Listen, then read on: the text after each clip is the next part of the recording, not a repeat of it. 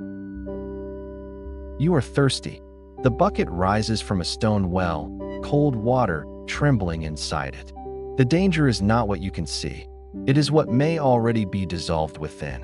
One cup from the wrong source could begin with relief and end days later in fever, cramps, weakness, and a body losing water faster than it can replace it.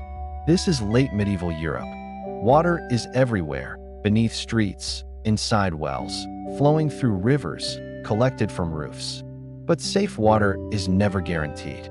The popular story says medieval people drank ale because water was always poisonous. That is wrong. People drank water constantly.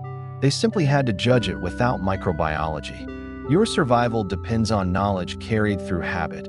Which well tastes sweet, which spring stays clear, which riverbank receives waste, and which source locals quietly avoid. At dawn, the town well becomes a meeting point. Buckets strike stone, ropes groan. Every household needs water for drinking, cooking, washing, brewing, and trade.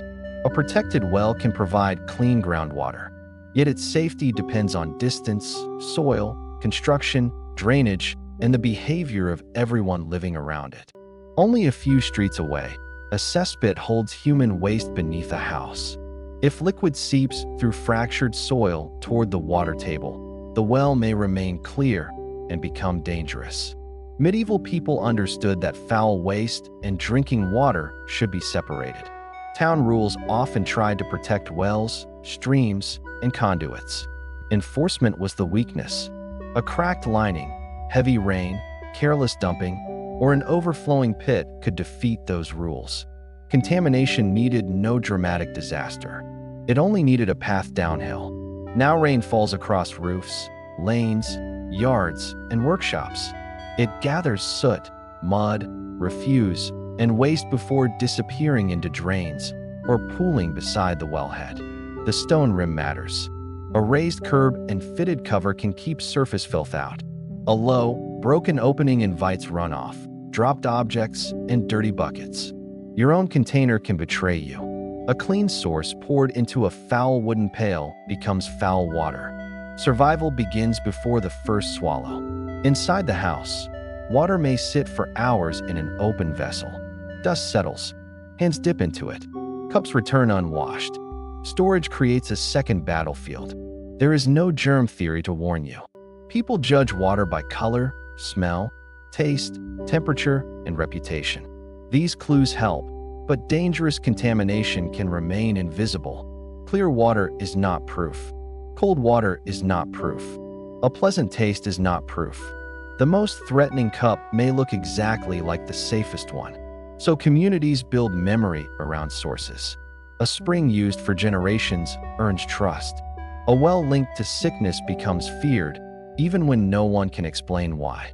In larger towns, conduits carry water from distant springs. Lead, wood, stone, and gravity move it toward public fountains, reducing dependence on polluted urban rivers. But conduits are expensive, fragile, and politically controlled. Pipes leak, channels clog. Access can favor monasteries, castles, wealthy households, or privileged districts. If you live beyond the conduit, you walk farther, pay a carrier, collect rain, or accept the nearest well. Poverty narrows every survival decision. Water carriers turn distance into a profession. Their barrels and shoulder yokes bring water through crowded streets. But customers must trust both the source and the seller.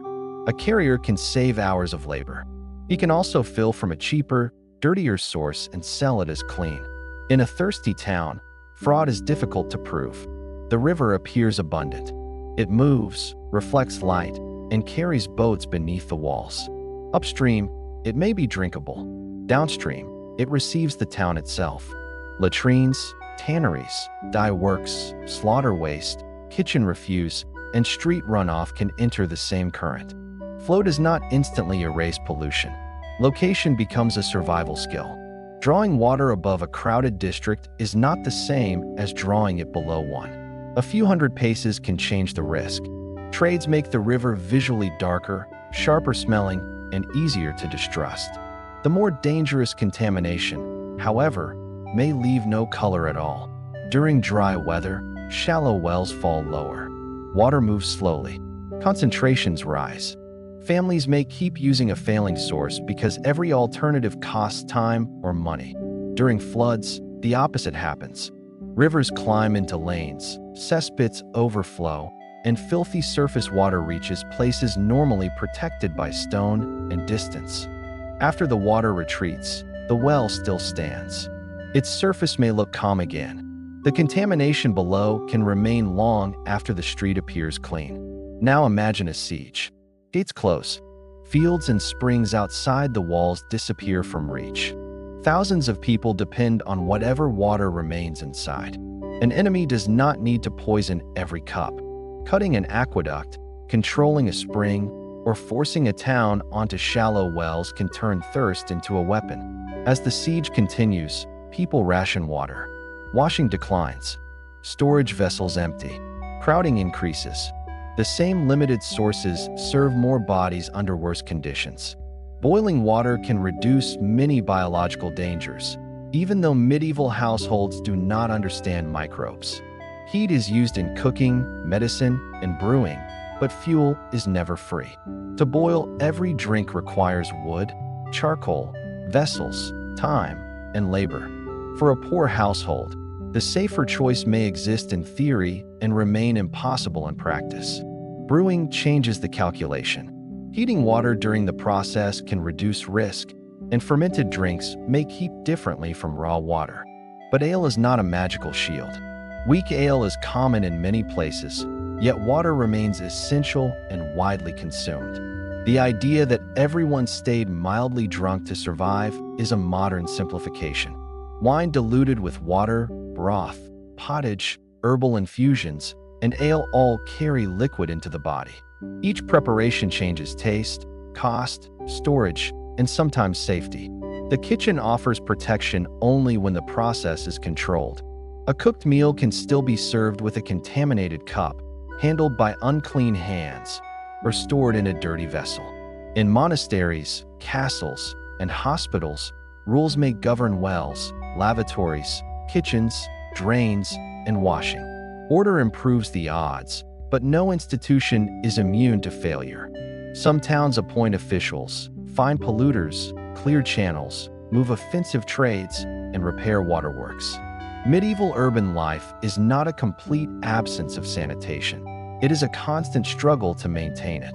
That struggle leaves records, complaints about blocked streams, forbidden dumping, damaged conduits, foul water, and neighbors accused of threatening a shared source. A regulation exists because someone has already created the danger. Every prohibition reveals a repeated temptation. Save effort now and send the cost downstream. You stand at a public fountain fed from outside the walls. The water is costly infrastructure made visible, carved stone, controlled flow, and a queue of vessels waiting beneath it. This source may be safer than the river, but safety still depends on the entire route. One broken channel can draw in soil, waste, or stagnant water. At another well, the rope lies in mud. The communal bucket touches the street, then descends. Each user adds a small uncertainty to the water below. You could bring your own vessel, keep it covered, and avoid touching the rim. These simple habits do not guarantee survival, but they remove paths contamination can travel. Smell the water. Look for cloudiness. Ask where it came from. Observe what lies uphill.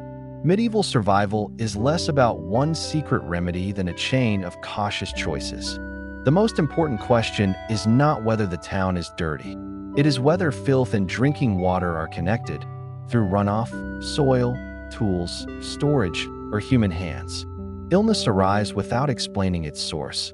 Several households may suffer together, yet people blame bad air, corrupted food, divine judgment, season, or individual weakness. Without modern epidemiology, patterns are difficult to prove.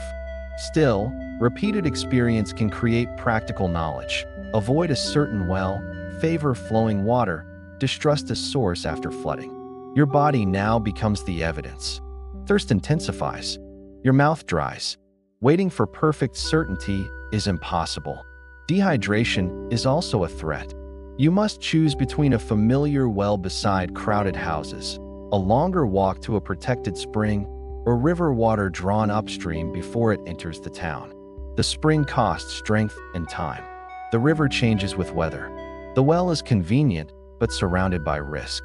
Survival rarely offers a clean answer, only a better gamble. You take the longer road. Outside the densest streets, water emerges from stone beneath a covered structure. The ground above is less crowded, and the flow remains steady.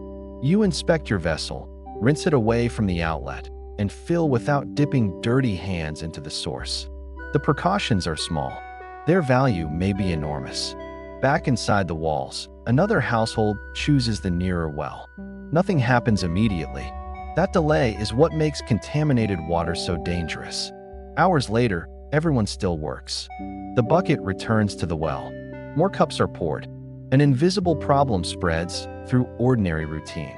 When sickness begins, the source may already have served dozens of homes. No single dramatic moment identifies the mistake. The trap is repetition. Eventually, suspicion gathers around the shared well. Buckets are abandoned, the opening is closed, and the street loses its water only after the damage may already be done. This is why water could become a quiet killer. Not because medieval people were foolish, but because they faced invisible hazards with limited tools and unequal choices. They built wells, conduits, drains, rules, covers, channels, and habits to protect themselves. These systems often worked. When they failed, the consequences could move through an entire neighborhood. The medieval town is not one endless sewer, and every cup is not poison. The truth is more unsettling. Safe water and dangerous water can exist side by side. Survival belongs to the person who knows the landscape, respects the source, protects the container, and understands that convenience can hide a cost. The cup in your hand is clear. It is cold. It tastes normal. In this world, that is not certainty. It is only the beginning of the test. One well sustains a street. Another sickens it. Between them may be only distance, drainage, maintenance, and choices no one can see beneath the ground. You survive because you walked farther, trusted local knowledge, and treated water as a route, not merely a liquid. Every step from source to mouth mattered. The past had no laboratory at the well side, no treatment plant beyond the walls, and no second chance after the wrong source entered the body. So look once more into the dark water below. The question is not whether medieval people drank it. They did. The question is, would you know which water to drink?